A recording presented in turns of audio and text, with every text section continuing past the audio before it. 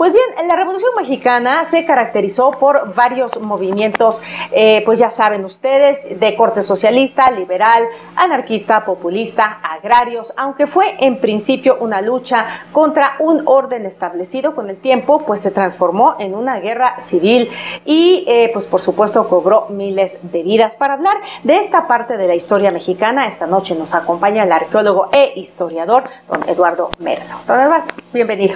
Muchas gracias por invitarme. Como siempre, un placer tenerlo aquí. Y claro está, usted es un invitado obligado en un día como hoy, ¿verdad? Día de la Revolución.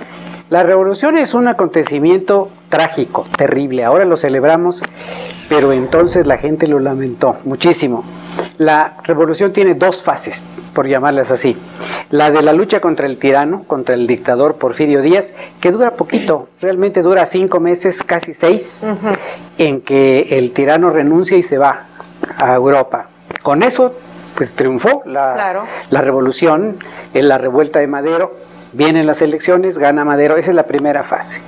La segunda se da con el asesinato de Madero y la usurpación de Victoriano Huerta, y eso sí desencadena una guerra civil terrible, terrible, que va a terminar pues básicamente hasta 1920, 10 años de lucha, 1 millón de muertos, es terrible, terrible, el desastre en la economía nacional, el campo abandonado, las comunicaciones destruidas, bueno, queda un país en desastre. En ruinas. Materialmente en desastre.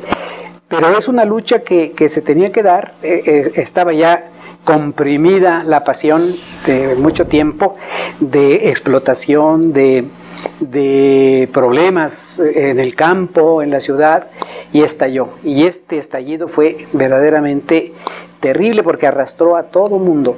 Quizá el sureste no haya participado de una manera tan fuerte, pero el resto del país, y sobre todo el norte, que tuvo los escenarios más importantes de la Revolución. Sin embargo, pues a los poblanos nos queda el orgullo, el gusto de que se gestó o se inició en Puebla el 18 de noviembre, 2 días antes, por el allanamiento que se intentaba hacer en la casa de Aquiles Cerdán. Sí.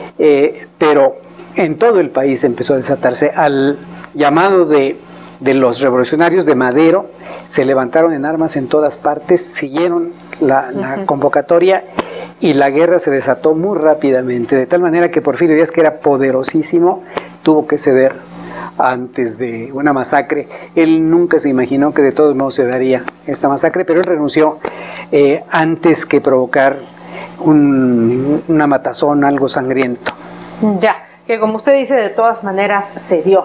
¿Qué nos deja? ¿Qué le deja a México, aparte de un país verdaderamente destrozado? ¿Qué le deja a México la Revolución Mexicana? Bueno, le deja una experiencia, y esta experiencia no se nos debe olvidar. No debemos convertir la Revolución solo en una fiesta, sino en una reflexión, porque la lucha que se dio, pues conmovió al país y conmovió al mundo. Es la primera revolución de corte socialista, de corte popular que se da en el planeta. Es decir, 4 años después del inicio de nuestra revolución, se desata la Primera Guerra Mundial. Y bueno, y otros movimientos en los países del mundo. Pero México es pionero en esto. Nos queda el reflexionar que no vuelva a pasar nunca más. Que no estemos en la situación previa a la revolución, que busquemos la manera de resolver dialogando democráticamente cualquiera de los problemas que tenemos. Los tenemos tan fuertes como antes de la revolución, pero los podemos solucionar por la buena, por la paz. Claro. Eso es lo que hay que sacar, no repetir jamás un movimiento armado de esa naturaleza que nos destruiría completamente. Efectivamente. Y bueno, anécdotas de la Revolución Mexicana que no se conozcan. Uy, hay muchísimas, muchísimas. La participación, por ejemplo, de la gente a favor de Zapata. Zapata es el líder revolucionario que sí sabe para lo que está luchando. Los demás luchan porque siguen a esta facción a la otra. Zapata quiere que la tierra regrese a las manos de quienes la trabajan. Y hay muchísimas anécdotas de los zapatistas, por ejemplo, el de buscar estampas de la Virgen de Guadalupe y ponerlas en su sombrero con un letrero que dice abajo, detente bala. como y salir a pelear así, decididos a que no les iba a pasar nada, ¿sí? Y seguían pero ciegamente a Zapata, que por cierto Zapata no era campesino, era capataz, caballerango de una hacienda. Sin embargo, bueno, conocía los problemas de sus paisanos y por eso se lanza a la guerra.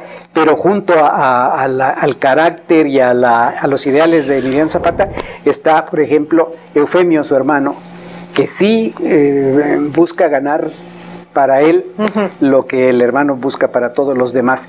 O anécdotas del norte que fue terrible. Por ejemplo, el general Fierro, que era el asistente de Francisco Villa, famoso por su crueldad, toma en las afueras de Torreón un grupo de enemigos, de federales prisioneros, y les dice que les dé la oportunidad de escaparse, que corran, y él saca la pistola y les dispara cuando pueda, y si corre muy fuerte pues se salvarán. No se salva ninguno y son más de 100 muertos los que ocasiona este hombre pues cruel, salvaje. El mismo Villa, que de repente se vuelve un caudillo, tiene lo suyo. Sí, sí, por supuesto, muchas excentricidades y muchas anécdotas de Pancho Villa, ¿no? Sí, sí, sí, sí. La revolución es un acontecimiento que tiene hasta folclore, ¿sí? La gente de abajo se siente importante, siente que la toman en cuenta. Decía un viejito de aquella época que vino el remolino y nos levantó. Y nos levantó, literalmente. Así es, así es. Pues, don Eduardo, como siempre, un placer tenerlo acá. La verdad, siempre se nos hace muy cortito el tiempo cuando usted nos acompaña. Muchas gracias por haber venido a compartir todas estas ideas y, por supuesto, conocimiento con respecto a la revolución con nosotros. Muchas gracias. Gracias. Bien, vámonos rapidito al corte, seguimos, no se vayan.